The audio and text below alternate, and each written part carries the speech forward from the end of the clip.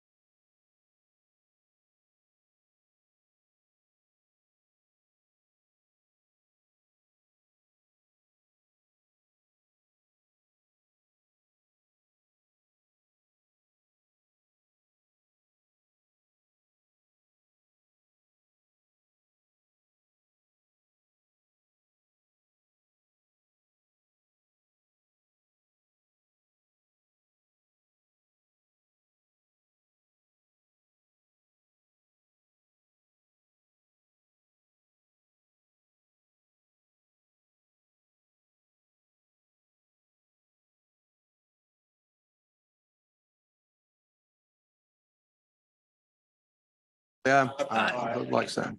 Mr. Mock will lead us in the pledge. Flag. Moved it for the picture day. I pledge allegiance to the flag of the United States of America, to the republic which stands one nation under God, indivisible, liberty and justice for all. The agenda is before you. Any additions, corrections, deletions? If not, I'll entertain a motion. So moved. Motion by Mr. Mock, Second. second by Ms. Sam's. All in favor, say aye. Aye. Opposed, like sign. Executive session is done. Public commentary, getting cards, Bernadette? Nope. Minutes were before you from the mayor and council meeting of November 14th, 2022. Any additions, corrections, deletions? Not, I'll entertain a motion. So moved. Motion by Ms. Sam's, second by Mr. Farah. All in favor, say aye. Aye. Opposed, like sign. New business, there's 137 2023 alcohol beverage application renewals. Ms. Sam's. Okay. These.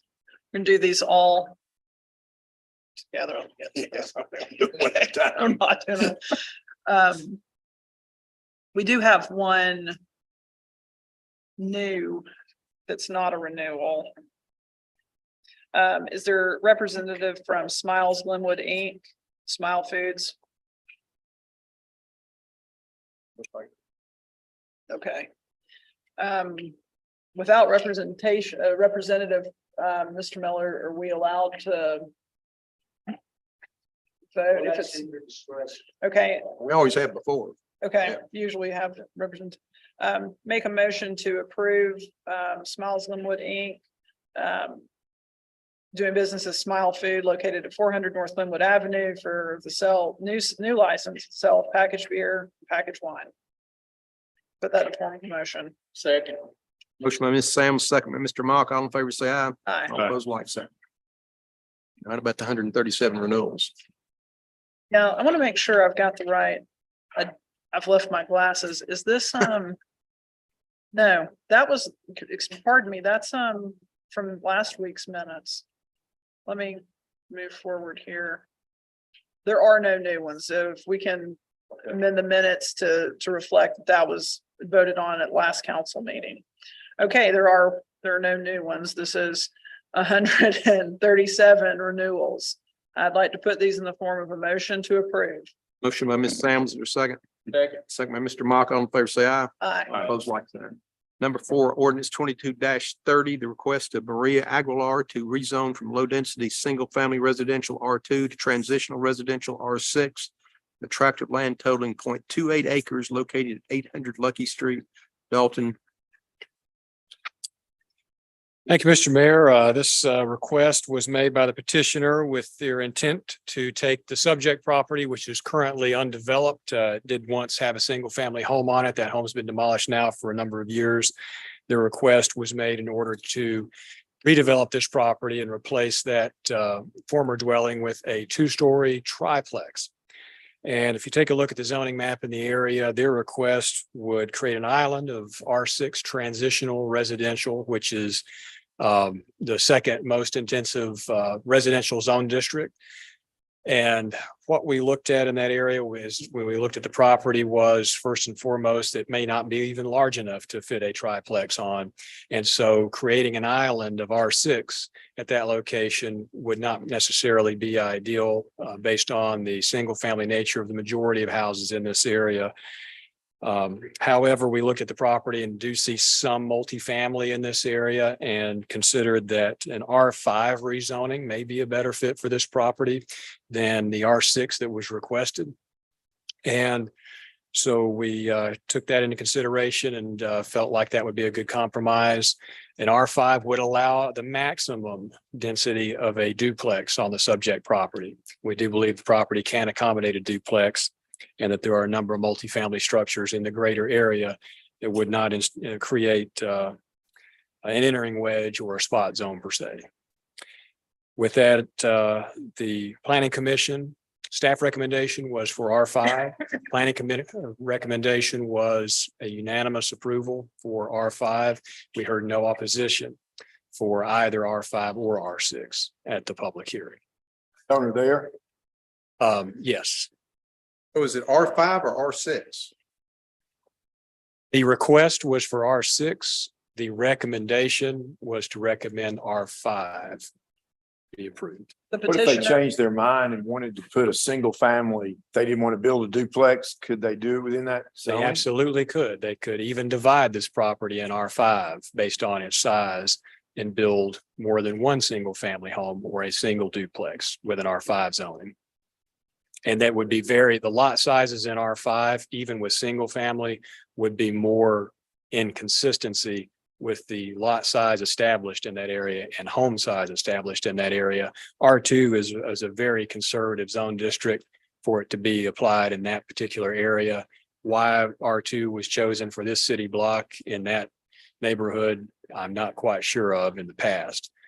But it's a very conservative zone district for that particular neighborhood based on the established lot density. Put two individual houses on 0.28 acres?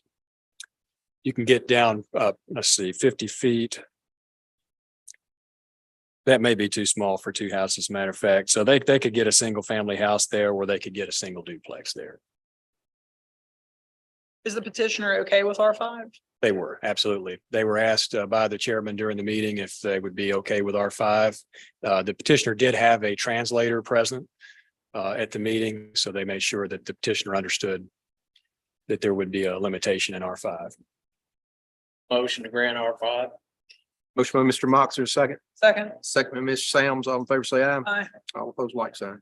Ordinance 22-31, the request of Tammy Herndon to rezone from low-density, single-family residential R2 to limited commercial C1A, a tract of land totaling 0.39 acres located at 207 Jones Street in Dalton. Ethan? Thank you, Mr. Bear. This property here, of course, lies at the corner crossroads, and across the street, I believe to the north, you'll note the former county jail building, which of course being redeveloped for multifamily. We've got property also to the south of this. It was recently rezoned to C1A. And the C1A district is a unique district that allows for a very limited amount of commercial uses as well as residential uses. And this would allow some type of multifamily, which would be limited to things like townhouses and duplex type development. The houses to the south of the subject property are duplexes, and the request of the petitioner was for townhouses. Although their request, similarly to the previous, was a little bit more optimistic than reality will likely permit based on the spacing we require for fee simple townhouses. But the petitioner understands that was just their sort of pie in the sky plan for this property was up to 10 units, but we believe the reality will be more like 6 units on the subject property at a maximum.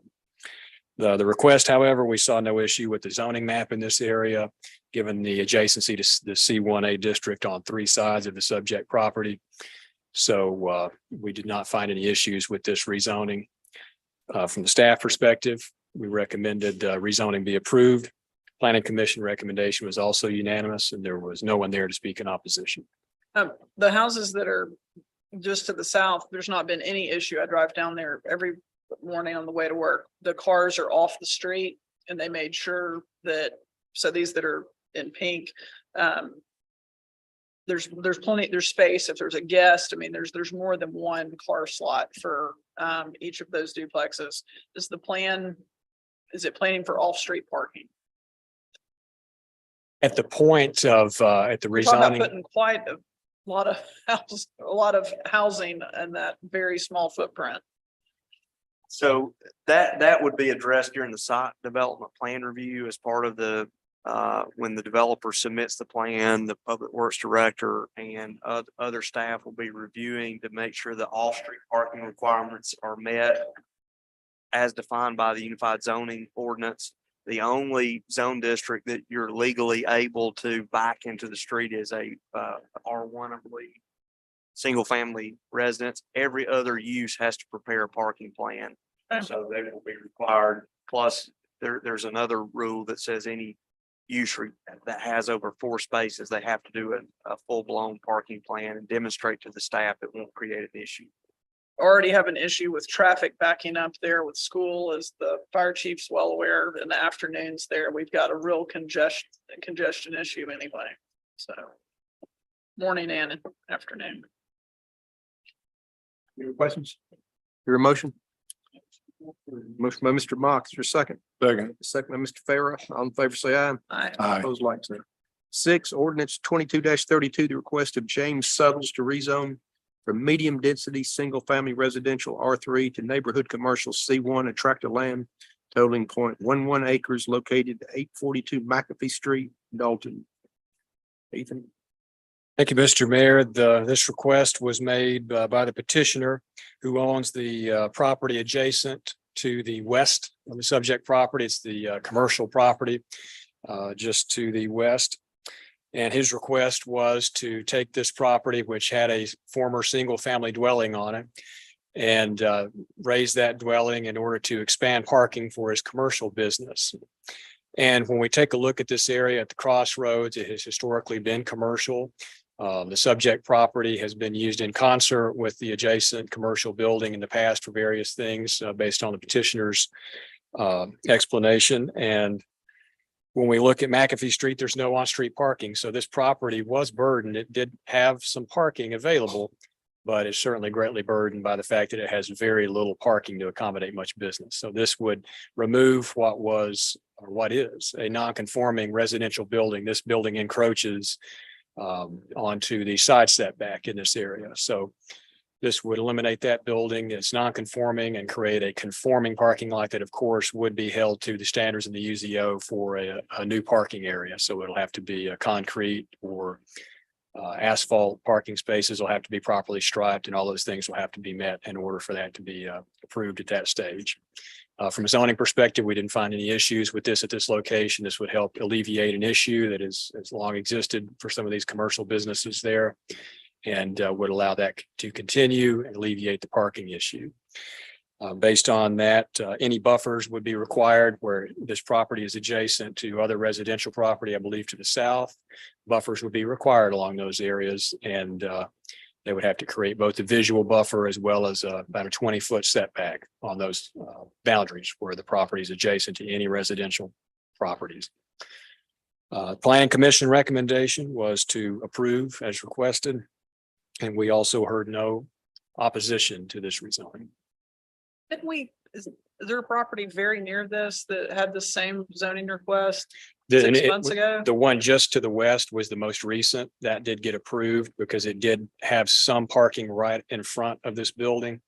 There was another property further west that was a zero lot line commercial building and had zero parking availability on it. That one did not get approved because there was an impossibility of creating parking at that property at that time. If you change this, is there a possibility that they could build on it? What can you build on a C1? C1 is limited strictly to retail type and service type businesses that are sort of, we call it neighborhood commercial. So you can't build, heavy intensive uses on C1. And the limitations of the size of the property and the setbacks would be pretty limiting in terms of the type of building you could build on that property. So it limits itself greatly just in terms of size and shape as to what it could be developed into. And so right now with the two properties that's south, it's nothing there, but they would still have to put. They would still have to put a buffer up there. So when they get a permit to build or to develop their parking area, then part of that is going to initiate them in having to create that buffer, which again, they can't even put the parking in the buffer area. Nothing is allowed in the buffer area, 20-foot setback. And then they also have to build either a site impervious fence at a minimum of 6 feet high or a vegetative buffer of some sort of evergreen tree. Questions? Motion to approve. Mr. Mock, is there a second? Second. Second by Ms. Sams. All in favor, say aye. Aye. All opposed, like sign. Number 7, professional service agreement with Professional Land Surveyors LLC for additional surveys within the Walnut North and North Glenwood drainage improvement projects. Good evening, Mayor and Council. This request is to approve the professional services agreement with Professional Land Surveyors. This is needed to complete the survey needed along the Walnut North as well as the North Glenwood Avenue drainage projects. These surveys coincide with previously approved task orders 4 and 5A. With that, I'll take any questions. Questions? Hear a motion? So moved. By Ms. Stones, second by Mr. Goodlet. All in favor, say aye. Aye. RSC West Hill Drainage Improvements Project Construction Contract Award to B and J Reed Construction LLC.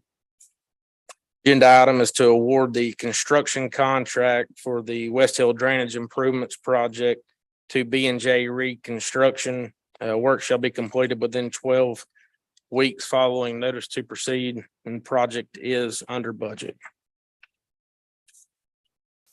Cemetery drainage thing and all. Yes, sir. Okay.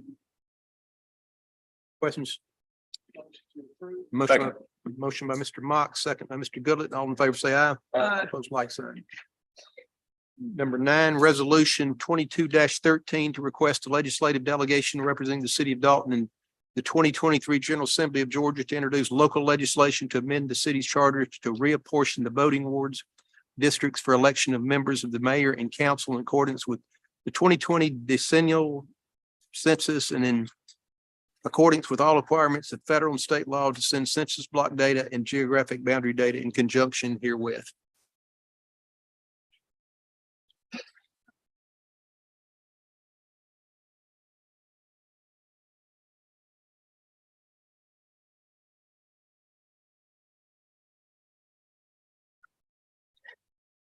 Thank you, Mayor and Council. We have discussed this several months at the Finance Committee meeting. There's not a whole lot of changes, but I thought for the public, this might be an extra beneficial exercise to go through how we arrived at this resolution.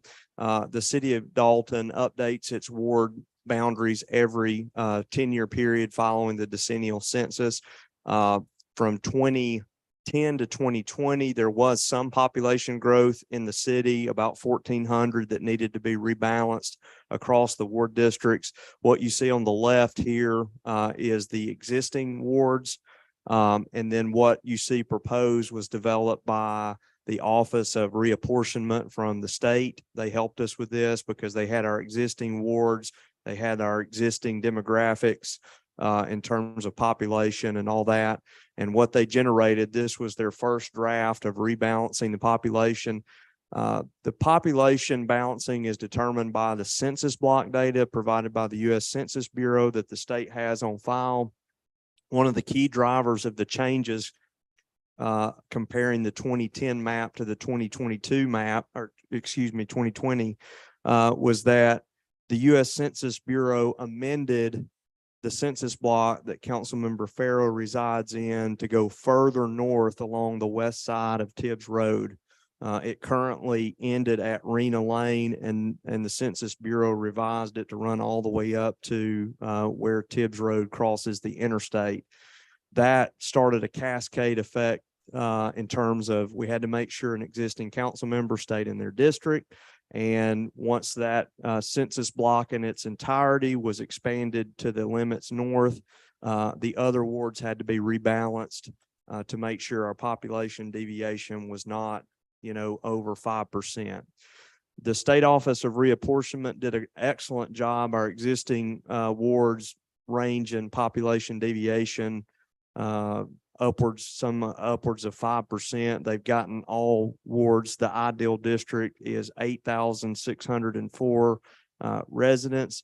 The standard deviation, the highest one of any ward, is less than 1%. So it's more properly balanced this go around. The demographic data shows that we would have 2 white majority districts and 2 Hispanic majority districts, being 1 and 4 white and 2 and 3 Hispanic. That is something that's important when it relates to doing these projects. Our existing wards were not as balanced as this, and so this will be an improvement on that front as well. So the request, the city attorney studied this issue ad nauseum. We could do this via home rule charter amendment, but the city attorney, and I'll let you speak to this, felt like it would be better and more official to go and request a local act at the state capitol. Well, yes, Mayor and Council, there are 2 ways. last time in 2011, after the 2010, and previous to that, the city has always done it pursuant to a meets and bounds, almost a survey type of district description for 4 wards. The Census Bureau and the State Reapportionment Office have started using census block data, so which generally lines up to the middle of streets and common boundaries, but not in every instance. The General Assembly can take the census block data and clearly under their legislative authority in the Constitution, redistrict any city, any county school boards, any cities or counties that require it. And the city, we would have to go out and do potentially some expensive surveying, which we can do anyway. When we get our GIS map, it will do that for us. We just felt it was better to go ahead. I think Mr. Parker had already talked with Casey Carpenter and Chuck Payne. The delegation was more than willing to carry this for us in the General Assembly. They know it has to be done. And to go ahead and do it there with the census block data, we can get it done faster. We always have time if there was some issue with the General Assembly, which we don't anticipate, come back and do it locally, but we just felt like to go ahead and get it in the legislature with block data. The Legislative Reapportionment Office is there on the scene to help them, and we'll get it done in January, hopefully. Any other discussion? Your motion? Motion by Ms. Sams, there's a second. Second by Mr. Mock, all in favor, say aye. Opposed, like sign. Number 10, resolution 22-14, adoption of proposed 2023 budget for the general fund, debt service fund, capital projects fund, and special revenue funds. Cindy. Good evening, Mayor and Council. This is a resolution to adopt the general fund budget, the debt service, capital projects, and 5 special revenue funds. Nothing has changed since the budget hearing that we had at the last meeting. So I would make a recommendation that we adopt this budget. General fund Open budget to is any what? What's the total general fund budget? The total general fund budget was $40,090,835, and all the funds were balanced. Questions? Is there a motion? Motion from Mr. Mock, second by Ms. Sams. All in favor, say aye. Aye. Opposed, like sign. Fiscal year 2022 budget amendment number 5. Yes, Mayor Pennington. At the last Finance Committee meeting, we went over where we thought the proposed numbers were going to be at the end of the year, especially for the general fund. And this budget amendment gets us to that point. The only thing that we had not approved at the time was the vacation cash in, but this budget amendment does provide for that amendment as well. So when we looked at the budget where we started and where we're going to end up, we're going to be pulling $3.6 million out of the fund balance. And those are we moved CIP funding after the beginning of the year to of a little over $3 million. And then we funded aquatic center and greenway projects and some airport projects as well. So that total $3.6 million is going to be for capital projects in one way or another. We'll end with what surplus? It's not going to be a surplus. We're going to utilize. No, I mean the total certain that's left in the total surplus of the city. It'll be around 25 million. 24 million. Questions? Your motion? By Mr. Goodlett, second by Ms. Sams. All in favor, say aye. Aye. Opposed, like sign. Number Thank you. 12, resolution 22-15, a resolution of the mayor and council requesting financial assistance from the state of Georgia for the Dalton Municipal Airport in the amount of $2,250,000 in support of hangar development. Andrew? Yes, sir. Thank you, Mr. Mayor. Some background on this. All around the state of Georgia is experiencing a high demand for hangars and a shortage of hangars, not only at our airport, but all around the state.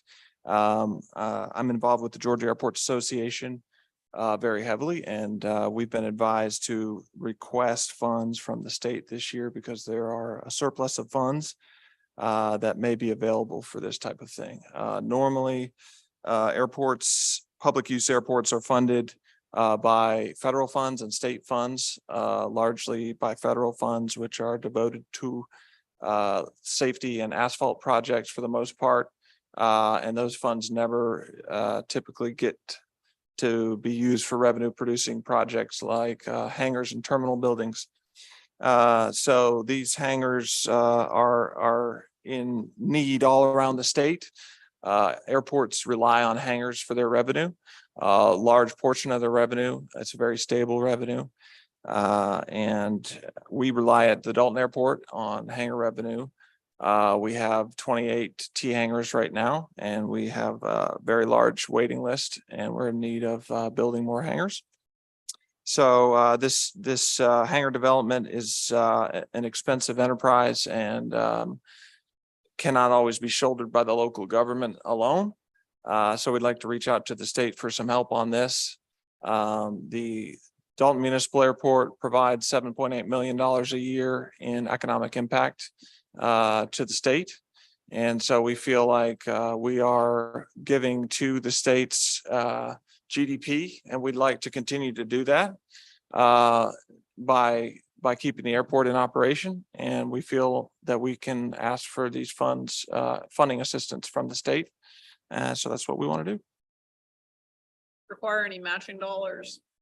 We've been advised that they like to see a match, but there's no set amount. So they may come back and say, hey, we'll be willing to give you this amount if you're willing to put some skin in the game. We'll just have to find out when the time comes. No requirement for, we're not committed to anything. Correct. What agency makes this decision? I'm sorry, What agency of state government makes this decision? it would be the General Assembly, which would Probably Probably. putting it in the state budget for next year? yes, sir. Does it? There's not a designated fund right now to That's correct. And we're not the only airport that will be requesting next session. Is all of it, everybody's supposed to ask for hangar building capital, or is it for other uses too? Primarily hangar, yes. There are some government, federal government programs right now in the federal infrastructure bill that are going for things like terminal buildings, which we're also applying for. But the hangars are kind of fall outside of those funds. Terminal one was a required matching dollars, right? That's correct, yes. Andrew, as I understand, perhaps one of the legislative delegation people, not our local, but recommended, maybe chairs one of the committees that cities that need hangars make this budgetary request. Is that correct? Yes, sir. He sits on the Senate Appropriations Committee, Senator Emmanuel Jones. Yes. That's where I think several cities have been encouraged to do this. which senator again was it? Emmanuel Jones, District 10. So we don't know if this will actually materialize into anything, but we don't want to be in a position where we didn't ask and we didn't get it. Motion to approve. Motion by Mr. Mox, or second? Second. Second by Ms. Sam's. All in favor, say aye. Aye. Opposed, like sign. There being no supplemental business, I'll entertain a motion. We adjourn.